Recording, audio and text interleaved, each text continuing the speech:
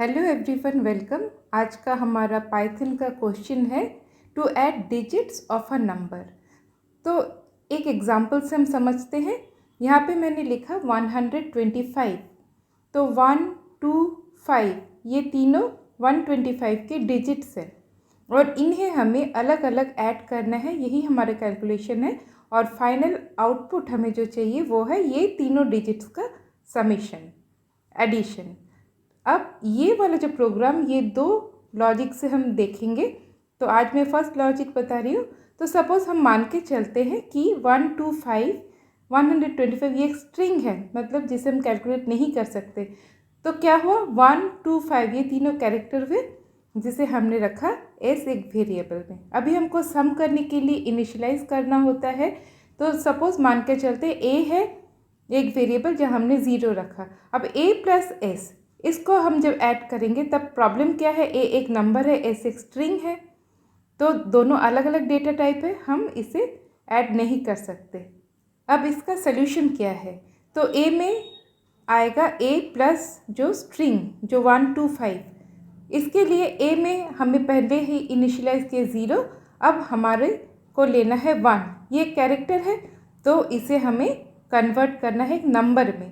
तो INT int ये वाला फंक्शन हम यूज़ करके 1 को हमने चेंज कर दिया नंबर में। अब ए में भी नंबर है और हमको जो स्ट्रिंग मिल रहा था वो भी नंबर है। तो नेक्स्ट अभी ए में चला गया 1, 1 + 2, 2 को भी हम इंटीजर में कन्वर्ट करेंगे। तो 1 और 2 ये दोनों ही न्यूमेरिक डेटा टाइप हो गया। तो अब हम ऐड कर सकते हैं, कोई एरर नहीं देगा।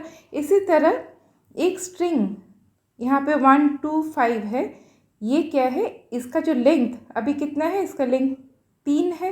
तो ये 3 बार ये एडिशन करेगा। इसका अगर 5 होता लेंथ, कोई 5 डिजिट वाला नंबर होता तो 5 बार वो एडिशन करता। तो इसी तरह से इंटीजर में कन्वर्ट करते जाएगा और ऐड करके उसका जो रिज़ल्ट है वो ए इस वेरिएबल में रखते जाएगा। तो ये बार बार जो कैलकुलेशन हो रहा है, ये हर बार एक ही तरह का कैलकुलेशन कर रहा है।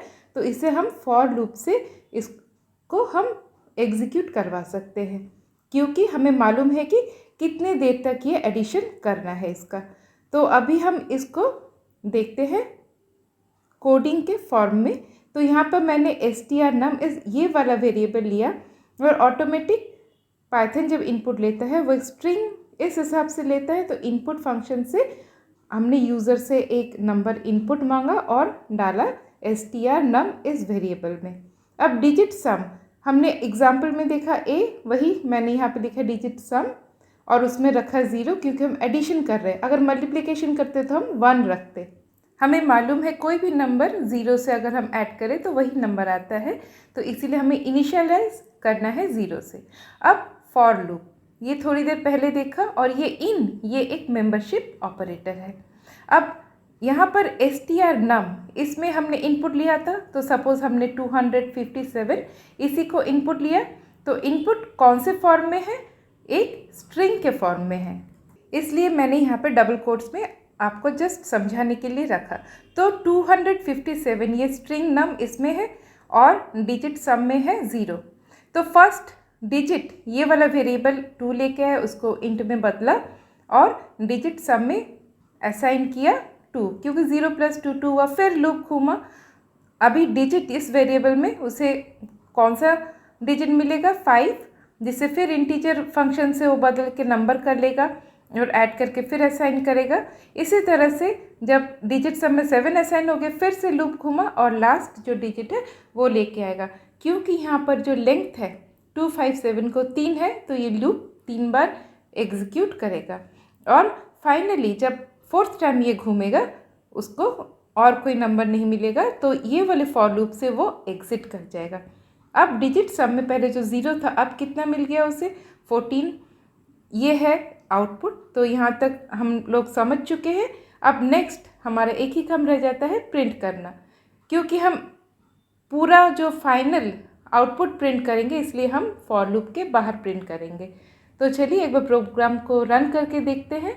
तो जो नंबर से हमने एग्जाम्पल देखा 257, देखिए 14 इसका आउटपुट रिजल्ट दे दिया।